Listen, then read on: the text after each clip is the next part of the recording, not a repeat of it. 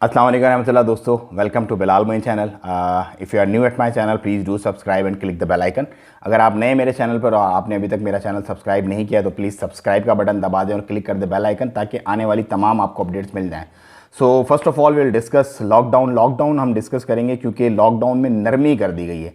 Expect ये किया जा रहा था कि लॉकडाउन शायद ख़त्म कर दें, केसेस का ग्राफ नहीं जा रहा, लेकिन ऐसा नहीं हुआ। लेकिन नरमी अल्हम्दुलिल्लाह कर दी गई है लॉकडाउन में। अब एक गवर्नमेंट से दूसरी गवर्नमेंट आप ट्रैवल कर सकते हैं। वो जो बीच वाली जो चौकियाँ थी गवर्नमेंट टू गवर्नमेंट, वो हटा दी जाएंगी 8 अगस्त से।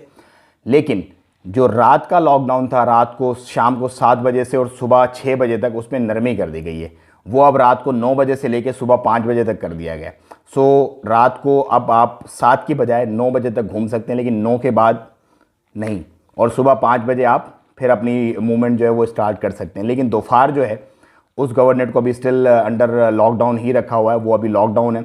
और जो ब्यूटी पार्लर और बार्बर और जो शादी हॉल वगैरह से रिलेटेड कुछ जो न्यूज़ एक्सपेक्ट कर रहे थे, वो अभी तक आई नहीं है उनको ओपन करने से। लेकिन वो एक और फेज़ ओपनिंग का आएगा, वो जब आएगा तब मैं इंशाल्लाह आपको अपडेट कर दूंगा। अब मैं आपको बताता हूँ ब्लड के हवाले से, मैंने कल आपको एक रिक्वेस्ट की थी कि ब्लड के लिए आए, तो आज अल्हम्दुलिल्लाह उस पर जो है वो एक हुई है पेशरफ्त, वो मैं आपको दिखाता हूँ।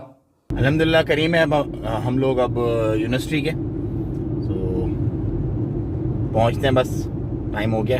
जैसे कि कल हमने रिक्वेस्ट की थी ब्लड डोनेशन की, तो अब हम इस वक्त ब्लड बैंक के बाहर हैं। ये दोस्त कुछ आना शुरू हो गए हैं, कुछ दोस्त अभी आ रहे हैं।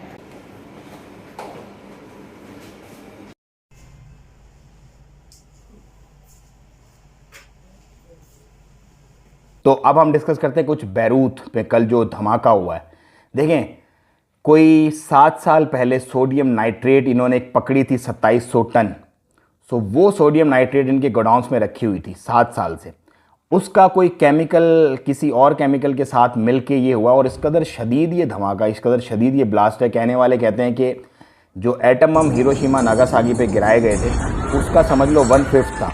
मतलब उस एटम बम का 5वां हिस्सा। इतना ख़तरनाक इस सदी में किसी ने भी धमाका नहीं देखा जितना ये धमाका ख़तरनाक हुआ है। और इसका रेडियस जो था वो 3 किलोमीटर रेडियस था। मतलब जहाँ ये धमाका हुआ उसके 3 किलोमीटर चारों तरफ का एरिया जो है वो लरज़ उठा, और शीशे और दरवाजे वगैरह टूट गए। जो करीब का इमारतें वगैरह थी वो तो बिल्कुल ही उनकी तो हालत ख़राब हो गई।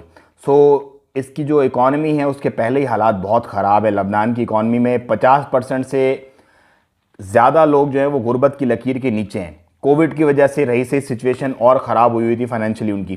3 हॉस्पिटल्स भी इस धमाके की वजह से उनके जो है वो बड़े बुरे तरीके से डैमेज हो गए। अब कोविड के पेशेंट्स पता नहीं कहाँ जाएंगे।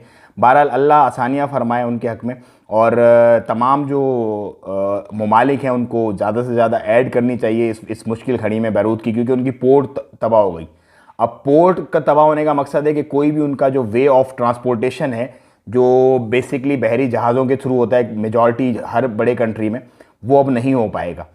सो किस तरह से मामला चलेंगे, क्या होगा, जैसे कि उनके आपके मिनिस्टर की आपने देखी भी होगी कल एक प्रेस कॉन्फ्रेंस, वो बेचारा बताते हुए अश्कबार हो गई उसकी आंखें कि अब कैसे चलेगा।